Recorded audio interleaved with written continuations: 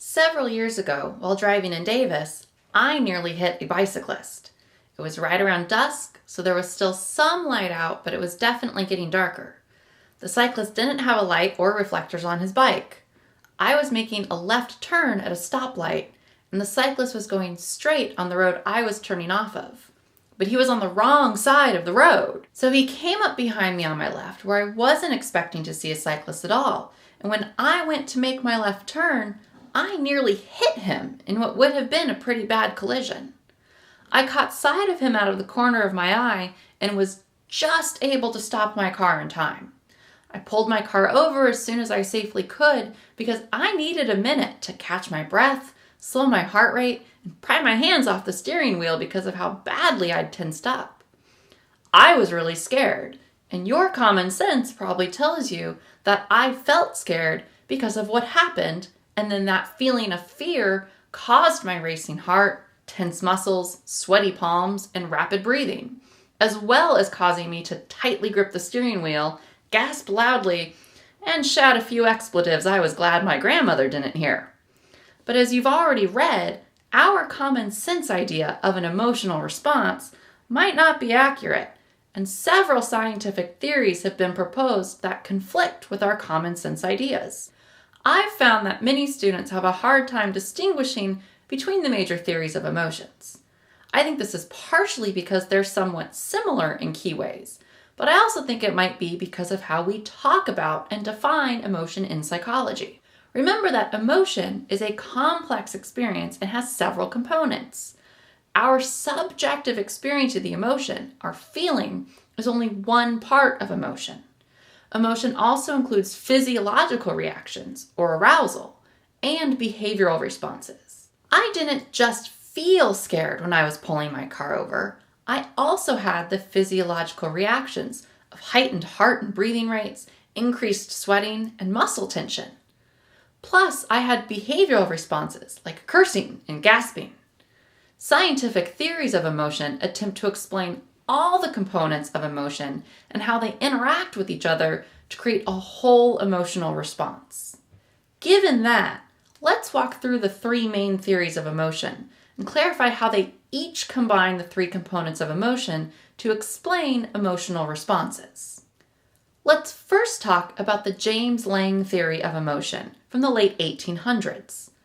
This theory was independently, but nearly simultaneously, developed by William James and Carl Lange, and it's the complete opposite of our common sense explanation of emotions.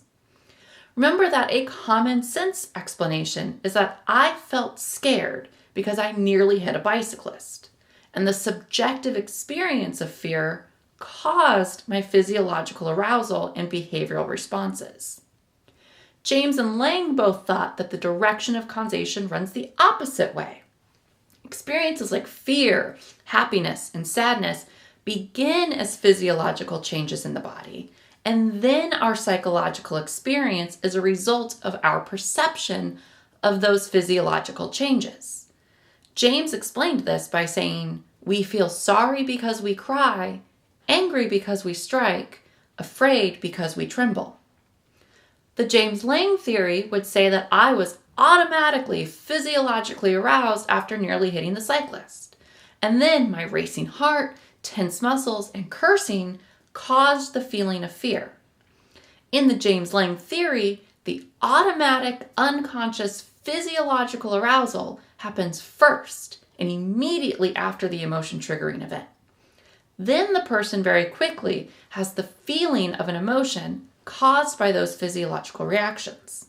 There has been some scientific support for this theory, but not enough for psychologists to accept it as the most likely explanation of emotion. Further research revealed significant flaws in the theory. For example, many different emotions share the same bodily responses. It's possible that my tense muscles and racing heart weren't due to fear after nearly hitting someone with my car, but instead were because of excitement or anger. It's also possible to have certain bodily responses without having an emotion to go along with it. I can go to the gym and get my heart racing without subsequently feeling afraid. So we can't conclude that the physiological arousal is directly causing me to feel an emotion. But perhaps the most convincing argument against the James Lange theory was the result of experimentation by James's former graduate student, Walter Cannon, and his graduate student, Philip Bard. After a lot of experimentation of their own, they concluded that our nervous system just isn't fast enough to do what James and Lange proposed. Action potentials from our brains cannot trigger changes in our body nearly as fast as our brains can process and appraise a situation to develop a feeling. If you're walking down a dark street all alone and you hear a sound behind you, your immediate sense of fear happens well before the physical symptoms of fear are detectable. In fact, those physical symptoms often take about 3 seconds to occur, but your subjective experience of fear only takes about 1 second to occur.